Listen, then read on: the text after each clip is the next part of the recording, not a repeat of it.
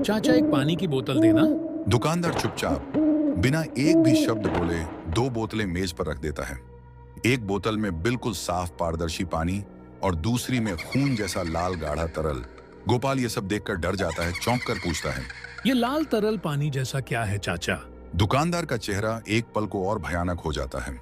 वह धीमे स्वर में कहता है, आपकी प्यास किस चीज की है, खून की या बस पानी की? गोपाल की आंखें फटी रह गईं। उस लाल तरल में कोई परछाई तैरती दिखी, जैसे किसी की आत्मा बोतल में कसमसा रही हो। गरीबी ने गोपाल को गांव छोड़ने पर मजबूर किया और वो शहर चला गया। 2 साल तक वह भीड़ में अकेला माँ बाप की याद में टूटा रहा। एक दिन अचानक बिना कुछ सोचे वो ऑटो में बैठा और सीधा रेलवे स्टेशन पहुंच गया। लेकिन इन 2 सालों में उसके ही इलाके की एक चाय दुकान में खून हो चुका था। दुकानदार ने अपनी पत्नी की बेरहमी से हत्या कर दी थी और अब वही आत्मा भटक रही थी। गोपाल को इसका कोई अंदाजा नहीं था कि वो लौट तो रहा है घर, मगर उस रास्ते में अब सिर्फ साया था, जिंदगी नहीं। गोपाल ऑटो से उतरता है। ऑटो की लाइट धीमी जल रही है, आसपास कोई नहीं है। दूर कहीं से कुत्ते के रोने की आवाज आती है। भैया स्टेशन आ गया, ये लो आपके पैसे। साहब, आप सच में इसी स्टेशन पे उतरना चाहते हैं? क्यों, क्या हुआ? यहाँ पिछले कुछ महीनों से कुछ ठीक नहीं है। शाम के बाद कोई नहीं आता। गोपाल मुस्कुराता है, हल्के से बात को नजरअंदाज करता है। थक गया हूँ भाई, 2 साल बाद अपने गांव जा रहा हूँ। घर याद आ रहा था बस। तो जल्दी टिकट ले लीजिए और कोशिश कीजिए कि ट्रेन आने से पहले प्लेटफॉर्म पर अकेले मत रहिएगा। ठीक है भैया, मैं अब चलता हूँ। गोपाल जैसे ही मुड़कर स्टेशन के गेट की ओर बढ़ता है, पीछे से तेज हवा चलती है और ऑटो खुद ब खुद स्टार्ट होकर तेज आवाज के साथ वहां से निकल जाता है। गोपाल चौंकता है, पलट कर देखता है, लेकिन वहां अब कोई नहीं है। गोपाल प्लेटफॉर्म पर पहुंचते ही चारों ओर नजर दौड़ाता है। चारों ओर वीरानी पसरी है। गोपाल अपना बैग लेकर वह बेंच पर बैठ जाते हैं। कुछ देर बाद वह देखता है कि अरे, ये कैसा ऐसा स्टेशन है ना, कोई दूर दूर तक यात्री, ना कोई आवाज, सिर्फ दूर कोने में वो भी एक पुरानी लकड़ी की चाय की दुकान। ऊपर टूटी फूटी छत से पानी भी टपक रहा है और दुकानदार बूढ़ा आदमी है, वो भी रात के समय में। गोपाल को बड़ी जोर की प्यास लग रही थी। वो लड़खड़ाते कदमों से धीरे धीरे उस उजाड़ दुकान की ओर बढ़ा, पर उसे क्या मालूम था कि उस वीरान सन्नाटे में उसका सामना अब किस डरावने मंजर से होने वाला है। चाचा एक पानी की बोतल देना। दुकानदार चुपचाप बिना एक भी शब्द बोले 2 बोतलें मेज पर रख देता है। एक बोतल में बिल्कुल साफ पारदर्शी पानी और दूसरी में खून जैसा लाल गाढ़ा तरल। गोपाल ये सब देखकर डर जाता है, चौंक कर पूछता है, ये लाल तरल पानी जैसा क्या है चाचा? दुकानदार का चेहरा एक पल को और भयानक हो जाता है। वह धीमे स्वर में कहता है, आपकी प्यास किस चीज की है, खून की या बस पानी की? गोपाल की आंखें फटी रह गईं। उस लाल तरल में कोई परछाई तैरती दिखी, जैसे किसी की आत्मा बोतल में कसमसा रही हो। रूह तक सिहर उठी। उसने कांपते हाथों से जैसे ही नॉर्मल पानी की बोतल उठाई, वो जलती हुई निकली, जैसे किसी की बुझती हुई सांसें उसमें बंद हों। दुकानदार की मुस्कान इंसानी नहीं थी, वो मुस्कान नहीं, किसी छुपे राक्षस की छाया थी। चाचा पैसे कितने हुए हैं? वह भयानक आवाज में बोला, जैसे कि हर शब्द में रूह कांपने की तरह आवाज थी। पैसे नहीं लगेंगे, लेकिन तुझे कीमत फिर भी चुकानी पड़ेगी। कुछ ऐसा देना होगा जो तेरे पास सिर्फ एक बार होता है। गोपाल के होंठ कांपने लगे, गले में जैसे कोई अदृश्य हाथ कस गया हो। आवाज नहीं निकली। तभी उसने एक पोस्टर की ओर देखा। अरे, ये पोस्टर पर क्या लिखा है? ये दुकान अब बंद हो चुकी है। दुकानदार की 4 साल पहले इसी जगह मौत हो चुकी है। गोपाल का कलेजा ऐसे धड़कने लगा जैसे सीने में ढोल पिट रहा हो। भागना चाहा, पर पैर जैसे जमीन ने पकड़ लिए हों, जड़ से हिलते ही न थे। बेमन से घिसटता हुआ फिर बेंच पर जा बैठा, पर अब सांसें उलटी चलने लगी थीं। तभी दुकान की पिछली दीवार से खर्र खर्र की धीमी पर चुभती आवाज आई, जैसे कोई नाखून से सड़ी दीवार को कुरेद रहा हो, जैसे अंदर से कोई बाहर निकलना चाहता हो। गोपाल की आंखें फटी की फटी रह गईं। ना कोई साया, ना कोई इंसान पर डर, अब दीवार से रिसने लगा था। चलो पहले पानी पीते हैं और प्यास को बुझाते हैं, और स्टेशन मास्टर से पूछते हैं ट्रेन कब आएगी। गोपाल उस दुकान की तरफ फिर से देखता है। उसके कानों में दुकानदार की वह डरावनी आवाज गूंज रही थी, खून की प्यास या पानी की प्यास। और दूर उस दुकान में अब कोई नहीं था, ना वो दुकानदार, ना दुकान, कुछ भी नहीं। ये क्या हो रहा है मेरे साथ? ये मेरा वहम तो नहीं, ये सपना नहीं है, ये कुछ और है। अब आवाज उसकी ना लग रही थी। हर शब्द में जैसे किसी पराई रूह की भयानक गूंज हो, भारी टूटती हुई सीधी रूह में उतरने वाली। गोपाल का चेहरा सफेद पड़ गया, कमर से नीचे जैसे जान सूख गई हो और हाथ अपने आप कांपते हुए ऊपर उठने लगे, जैसे किसी अनदेखी ताकत ने पकड़ लिया हो। पीछे की दीवार पर एक परछाई डोल रही थी, गहरी होती जा रही थी, मगर सामने कोई नहीं था। ना आदमी ना भूत, पर हवा में साफ मौत की बू थी। फिर भी वह साहस करता है। अरे ये कैसा स्टेशन है यार, अब तक ऐसा जगह नहीं देखी, कुछ तो गड़बड़ है। पर मैं डरने वालों में नहीं, ये सब भूत वूत बस फालतू बातें हैं। चलो इंक्वायरी मास्टर से पूछते हैं, ट्रेन कब आएगी भागलपुर जाने वाली? वो कांपते थरथराते पैरों से इंक्वायरी रूम की ओर बढ़ा, जैसे हर कदम किसी अनदेखे कफन पर रख रहा हो और जमीन उसके नीचे धीरे धीरे सांस ले रही हो। सर भागलपुर जाने वाली गाड़ी कब आएगी? इंक्वायरी मास्टर कोई जवाब नहीं देता है, सिर्फ उसको घूर के देखा। फिर से गोपाल पूछते हैं, सर भागलपुर जाने वाली गाड़ी कब आएगी, बता दो ना। अभी 2 घंटा लेट है, जा जाकर आराम कर, मुझे भी आराम करने दे। फिर वो अचानक गर्दन टेढ़ी करके फुसफुसाया, तेरे को बहुत जल्दी है क्या? तू जा, सीधा पटरी पर चढ़ जा, खुद ब खुद गाड़ी आ जाएगी और तुझे वहीं से उठा ले जाएगी। उसकी आंखों में अब इंसान नहीं, कोई साया था, ठंडी, खोखली और काली। आवाज ऐसी जैसे कब्र की मिट्टी में दबा कोई जिंदा बोल रहा हो और आसपास की हवा बर्फ बन गई हो। और वहां चुपचाप सीधा अपने बेंच पर जाकर बैठ जाता है, लेकिन चारों तरफ लोमड़ी और कुत्ते की भूख नहीं कि आवाज उनके कानों में गूंजते रहते हैं। हे भगवान, ये कैसा इंक्वायरी मास्टर है? इसकी बातों से तो जैसे सड़ी लाशों की महक उठ रही है। कुछ तो बहुत अजीब है यहाँ। हे भगवान, जल्दी ट्रेन आ जाए, मैं किसी तरह घर पहुंच जाऊं। मेरी आंखें क्यों कांपने लगीं? सांसों में घुटन और पीठ पर पसीना। यह स्टेशन नहीं, मेरे को तो शमशान जैसा लग रहा है। यह मेरा वहम भी तो हो सकता है। अरे ट्रेन की आवाज आ रही है, शायद ट्रेन आ रही है। गोपाल के कांपते दिल के बीच दूर से छुक छुक की सरसराहट गूंजने लगी। धुंध में लिपटी एक जली बुझी ट्रेन पटरी पर रेंगती आई हवा में।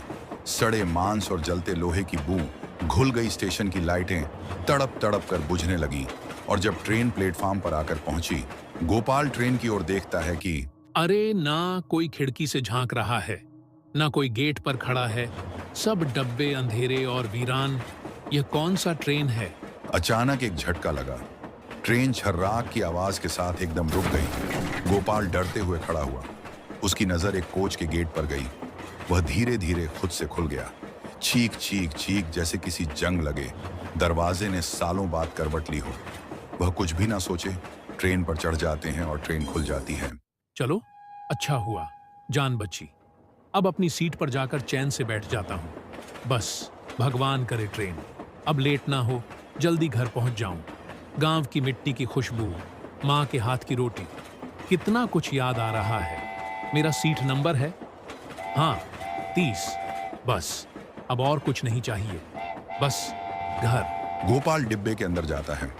अंदर घुप अंधेरा, झपकती लाइटें, दीवारों पर सीलन, सीटों पर जमी धूल। डिब्बा ऐसा लग रहा था जैसे सालों से कोई चढ़ा ही नहीं। एक सड़ी हुई बदबू और हवा में अजीब सी नमी तैर रही थी। पूरा डिब्बा सुनसान, भुरभुरा, सड़ चुका लग रहा है। वह आगे बढ़ता है धीरे धीरे धड़कते दिल के साथ। से ही अपनी सीट नंबर के पास आता है, वह एक लड़की को देखता है। खिड़की की ओर चुपचाप टेक लगाई हुई बैठी है। चलो अब जान पर जान बची। कोई तो ट्रेन में है। मैं ट्रेन के हालात देखकर यह सोच रहा था कि ट्रेन में कोई नहीं है, सिर्फ मैं अकेला हूं। थोड़ी देर बाद सफेद कपड़े, भीगे बाल और चारों ओर फैलती एक अजीब ठंडी सरसराहट, जैसे हवा नहीं कोई परछाई रेंग रही हो। गोपाल की सांसें अटक जाती हैं। वो कुछ पूछता नहीं, बस जहां था वहीं जम सा जाता है। और तभी खिड़की का पर्दा बिना हवा के झटके से उड़ने लगता है, जैसे किसी अनदेखे ने जोर से खींचा हो। पूरा डिब्बा बर्फ सा ठंडा पड़ जाता है। सांस लेना मुश्किल और खामोशी इतनी भारी जैसे वक्त थम गया हो। अरे बहन, तुम कहां जाओगी? वह लड़की कुछ नहीं बोलती है, सिर्फ खिड़की की ओर टक्के हुए रहती है। फिर से गोपाल बोलता है, अरे बहन, तुम कहां जाओगी? तुम्हें कुछ हुआ है क्या? बताओ ना। फिर लड़की धीरे धीरे गर्दन घुमाती है। चेहरा अंधेरे में आधा छुपी हुई आवाज बेहद धीमी, टूटी और अंदर तक चीरने वाली। मैं जहां जा रही हूं वहां से कोई लौट कर नहीं आता। क्या तुम भी मेरे साथ चलोगे? तुम्हें मजा आएगा। इतना कहकर वो फिर से खिड़की की ओर घूरने लगी। तभी गोपाल के पीछे की लाइट टिमटिमाने लगती है। ट्रेन में रखा घड़ी का पेंडुलम रुक जाता है और दूर कोई चीख सुनाई देती है। गोपाल का कलेजा कांप उठा, मगर हिम्मत बांध के सीट पर जम गया। डर भगाने के लिए वो थरथराती आवाज में गाने लगा। डर मत रे मनवा, रात की बात है, छाया दिखे तो समझ लई, धोखा मात्र है अंखिया, मूंद के गाले चुपचाप, भूत प्रेत भागे, जब दिल हो नापाक साफ, चल अकेला, हिम्मत बना के, भूत भी कांपे सच्चे मन के आगे। तभी डब्बे का दरवाजा धीमे से चर्र रर वर की आवाज करता है। एक लंबा काला कोट पहने टीटी अंदर आता है, लेकिन उसका चेहरा इंसान जैसा नहीं लगता। बड़ी बड़ी आंखें जिनमें अंदर तक लाल लाल नसें फट रही हैं और पलकों की जगह जैसे काली झुर्रियों का जाल बिछा हो। उसकी आवाज कांपती नहीं, कांपाने लगती है। टिकट्स निकाल, एक सर्प जैसी फुफकार। अरे मैंने कभी तो ऐसा टीटी नहीं देखा, इसको तो देखने में अजीब लग रहा है। टिकट है ना?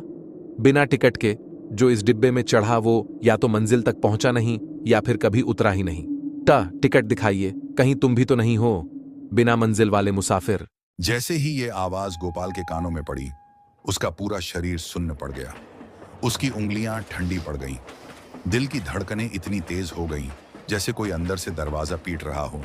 और उसका टिकट देखकर टीटी बोलता है, टिकट तो सही है, लेकिन ये डिब्बा, ये रात और ये सफर सब कुछ वैसा नहीं जैसा दिखता है। क्यों, क्या मतलब है आपका?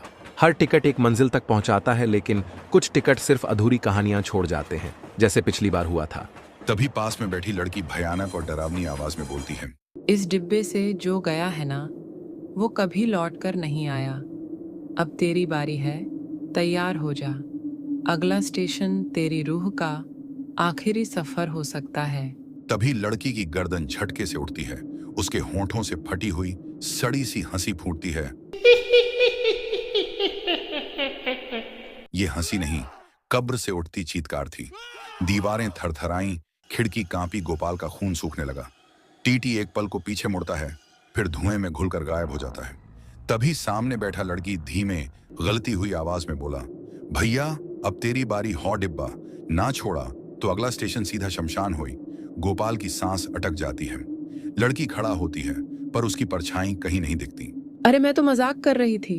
मैं क्यों डरूंगा? तुम थोड़ी भूत हो, मैं यह सब नहीं मानता हूं। तभी एक स्टेशन आ जाता है और गाड़ी वहां पर रुक जाती है और गोपाल देखता है कि स्टेशन में कोई भी नहीं है। एकदम सुनसान। गोपाल थोड़ा घबरा जाता है। तभी एक आदमी आता है। रात के 12 बज चुके थे। दूसरे डिब्बा की ओर से एक खाना वाला आया। ओ भयानक और देखने में अजीब था, और उसकी आवाज भी अलग अंदाज की थी। बाबू खाना ले लो, आज की स्पेशल डिश है, गरम गरम अभी अभी काटा है। गोपाल चौंक कर उसकी थाली की तरफ देखता है। थाली में कुछ अजीब हड्डियां, लाल रोटी और चटनी जैसी लहू लहू चीजें। गोपाल यहां देखकर चौंक जाते हैं। वह ऐसा खाना कभी नहीं देखा था। क्या क्या खाने में है?